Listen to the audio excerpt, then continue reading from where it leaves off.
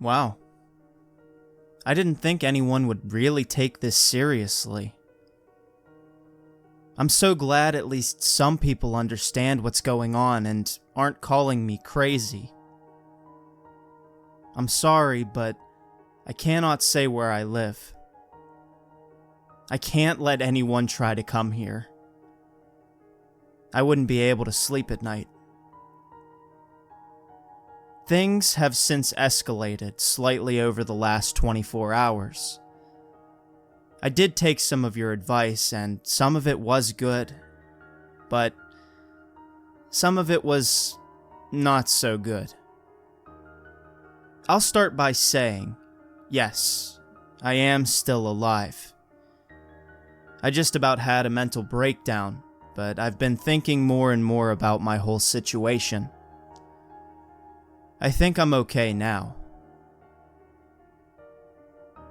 I took the day today to try out a few things. The first seemed like a great idea. Nothing that could really harm me. I tried to duct tape one of these things from head to toe. Going around the neighborhood, I remembered seeing a few rolls in one of my neighbor's sheds, so I headed over there to grab it. Lo and behold, this time, one of those things was standing right inside of it. This one looked like a larger lady, but with the face of an old biker. I don't get how, but it was almost like you took the head off of one action figure and put it on another. It stood there, not a breath, staring into the corner of the shed. I got to work and used 7 rolls of tape on it. Head to toe, it stood there looking like a gray statue. I couldn't tell what was going to happen, so I decided to leave and check on it tomorrow. After that little escapade, I took a break and grabbed some lunch. Fresh bread with butter and freeze-dried fruit, with a can of spaghetti. Not bad for whoever was bringing it to me. I still have no idea who's in charge of this quarantine. I haven't seen a single person. I went and checked the wall again. Tried to follow it around the neighborhood, but I'm already running into issues. I put a helmet I found on a stick and pushed it up over the threshold of the wall. It was immediately met with a bullet, shattering it into a few pieces. To that end, I'm not going to try and take a look myself. I found a few more of my neighbors too, or what's left of them. Most are just piles of flesh now. After I walked around a bit, I remember someone saying I should try fire. I've never actually started a fire before, but I knew how to, of course.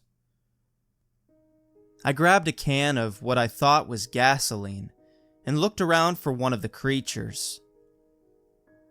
I couldn't do it in a house because, well, that would cause some other complications. The only thing is, I couldn't find any outside. They always stayed inside during the day. I don't think they were affected by light. I've seen some standing at windows inside with the sun hitting them, so I'm guessing it doesn't hurt them. I was searching around and found one hiding in a kid's playhouse. It wasn't a large area, but it was in a sand pit, so I figured the fire couldn't spread. I got the gas can up and started to douse the thing in gasoline. It smelled awful, but the thing didn't budge. I let a trail of gasoline out of the little area and lit a sparkler I'd found in a shed. I threw it over, and the thing exploded. I should have known that a small enclosed area sprayed with gas would do that, but there I was. The explosion knocked me over and back a ways. Laying there a bit disoriented, I could hear the creature shrieking. It sounded like a mix of a dying cat and a person and a lion mixed together. I can't get it out of my head. The thing popped out of the rubble and ran into the sunlight, not looking normal. It was like before, sliced open down the middle with bones and teeth protruding from it. It didn't make its way toward me, thank God. All I could tell was it came out looking fucked up, then started staring at the sun. The shrieking had stopped, and it was frozen again, staring directly into the sun. I hurried myself and got back on my feet. I was afraid it was going to change its mind and rip me to shreds, so I ran over and grabbed a sharp piece of wood.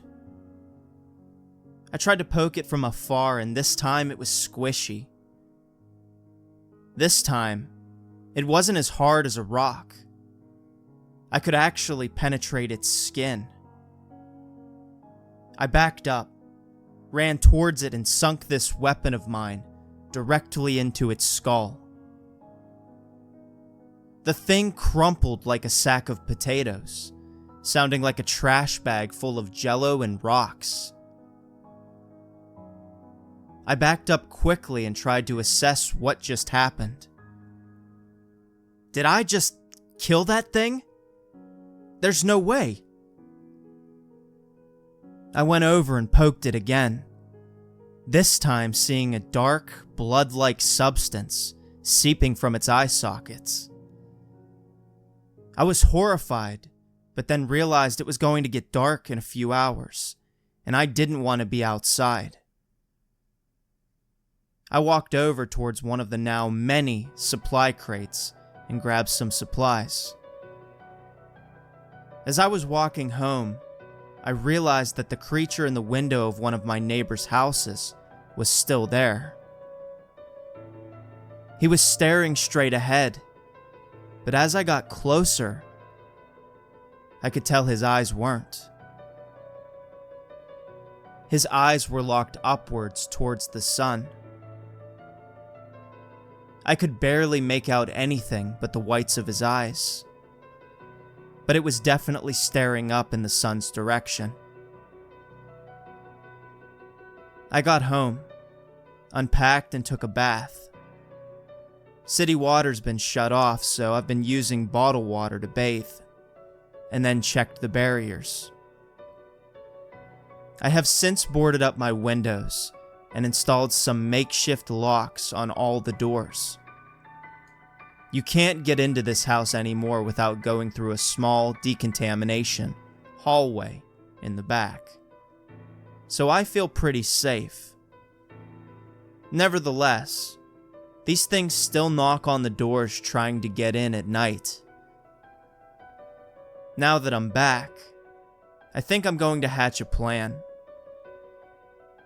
If I can kill all of these things, you think the people outside will let me out?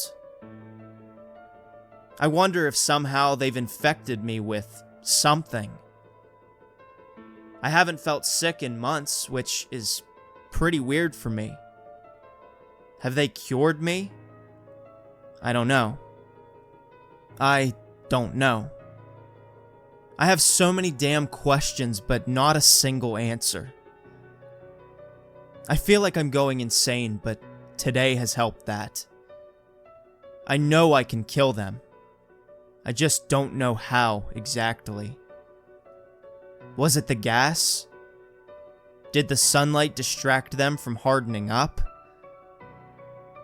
I'm going to get some rest and test some things out tomorrow.